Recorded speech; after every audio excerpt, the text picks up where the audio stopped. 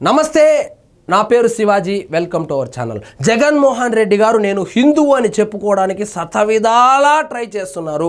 కానీ ఆయనకు తెలియనటువంటి విషయం ఏంటంటే వీళ్ళు ఎప్పుడో మతం మార్చుకున్నారు అనేటువంటి విషయము చిన్న పిల్లవాడిని అడిగినా కూడా ఆంధ్రప్రదేశ్లో చెబుతారు. సో ఇప్పుడు ఎక్కడ చూసినా సనాతన ధర్మం గురించి మాట్లాడడము, హిందువులంతా ఏకమవడము, అదేవిధంగా జగన్మోహన్ రెడ్డి గారి అధికారంలో ఉన్నప్పుడు గుళ్ళ మీద దాడి కావచ్చు, తిరుమల తిరుపతి దేవస్థానానికి సంబంధించి లడ్డు తయారీలో కల్తీ నెయ్యి వాడారు అని చెప్పి ఈయన మీద ఆరోపణలు రావడంతో అప్పుడు హిందువుల మనోభావాలు దెబ్బతిన్నటువంటి విషయం మనకు అందరికీ తెలిసిందే. దానివల్ల జరగబోయేటువంటి డ్యామేజ్ ఏదైతే ఉందో ముందుగానే పసిగట్టినటువంటి మన జగన్మోహన్ రెడ్డి గారు నిన్న బొట్టు పెట్టుకొని, మంగళవారం కాబట్టి ఈయనేదో నిజంగానే ఆంజనేయ స్వామి గుడికి వెళ్ళి బొట్టు పెట్టుకొని వచ్చినట్లు, ప్రతిరోజు సోమవారం ఒక గుడికి, మంగళవారం ఒక గుడికి, బుధవారం ఒక గుడికి, అట్లా వారం మొత్తము ప్రతిరోజు గుళ్ళోనే పూజారిలాగా గడిపేటట్లు ఆయనైతే కొంచెం బిల్డప్ ఇవ్వడానికి ప్రయత్నించాడు. కానీ జగన్మోహన్ రెడ్డి గారు గుర్తుపెట్టుకోవాల్సింది, మీరు హిందువులకు చేసినటువంటి అన్యాయం ఏదైతే ఉందో, మీరు ఏ విధంగా హిందువుల మనోభావాలతో ఆడుకున్నారో అధికారంలో ఉన్నప్పుడు, ఈ జన్మకు కాదు వచ్చే జన్మకు కూడా హిందువులు మర్చిపోరు. మీరు బొట్టు పెట్టుకొని వచ్చినా, మీరు గుండు కొట్టుకొని వచ్చినా, మీరు చేసినటువంటి అన్యాయం ఏదైతే ఉందో, మీరు చేసినటువంటి పాపాలు ఏదైతే ఉందో అది ఖచ్చితంగా వెంటాడుతుంది. రాముని తల నరికేసినప్పుడు గుర్తు రాలేదా బొట్టు పెట్టుకోవాలని? ప్రసాదం ఇస్తే ప్రసాదం కూడా తినని ఈయన, గుడికి వెళ్లకుండా ఇంట్లో సెట్టేసుకున్నటువంటి ఈయన ఈరోజు బొట్టు పెట్టుకొని వచ్చి హిందువుల ఓట్ల కోసం అయితే పగటి వేషగాడిలాగా ఒక వేషం అయితే కట్టాడు.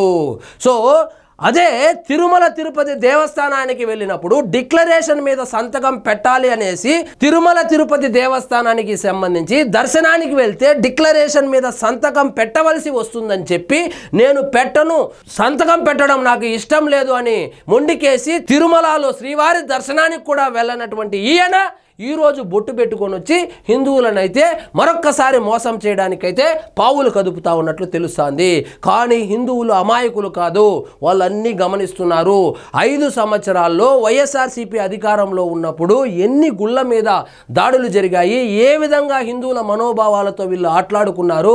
అదే కొడాలి నాని, ఈయన మంత్రివర్గంలోని కొడాలి నాని, ఆఫ్టర్ ఆల్ విగ్రహం కదా, చెయ్యి నరికేస్తే ఏముంది, కాలు నరికేస్తే ఏముంది, రథం తగలబెడితే ఏముంది, మళ్ళీ 5 లక్షలు ఇస్తే కొనుక్కోవచ్చు కదా అని చెప్పినటువంటి విషయం మనకు అందరికీ తెలిసిందే. అదేవిధంగా వెండి సింహాలు దొంగిలించారంటే వెండివే కదా, బంగారు కాదని చెప్పి చాలా అసహ్యంగా, చాలా ఘోరంగా, ఘోరాతి ఘోరంగా హిందువుల మనోభావాలను గాయపరిచేలాగా మాట్లాడినటువంటి నాయకులకు ప్రాతినిధ్యం వహించినటువంటి ఈ జగన్మోహన్ రెడ్డి గారు నిన్న బొట్టు పెట్టుకొని హిందూ ధర్మ పరిరక్షకుల్లాగా, హిందువులను పరిరక్షించడానికి అవతరించినటువంటి అవతార పురుషుల్లాగా జనాలను, వాళ్ళ కార్యకర్తలను, నాయకులను మోసం చేసేటువంటి ఒక కార్యక్రమానికి అయితే శ్రీకారం చుట్టాడు జగన్మోహన్ రెడ్డి గారు. ఒకటి గుర్తుపెట్టుకోండి, మీరు హిందువులకు చేసినటువంటి అన్యాయం ఏదైతే ఉందో అది వాళ్ళు మర్చిపోరు.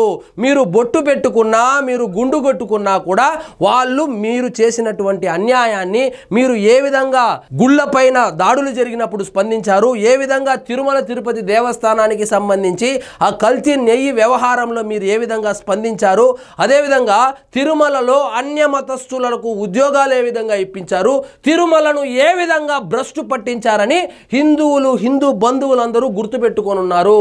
సో మీరు కేవలము బొట్టు పెట్టుకొని వచ్చినంత మాత్రాన మీరేదో పెద్ద హిందూ ధర్మ పరిరక్షకుడు అయినట్లు మీకంతా వచ్చి హిందువులు 2029లో ఓట్లు వేయరు.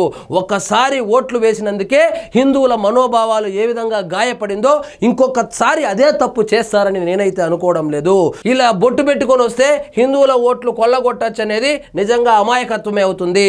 సో ఇదండి ఈరోజు మన టాపిక్. మీకు ఈ వీడియో నచ్చినట్లయితే లైక్ చేయండి, షేర్ చేయండి, ఛానల్ మాత్రం సబ్స్క్రైబ్ చేసుకోవడం మర్చిపోవద్దు.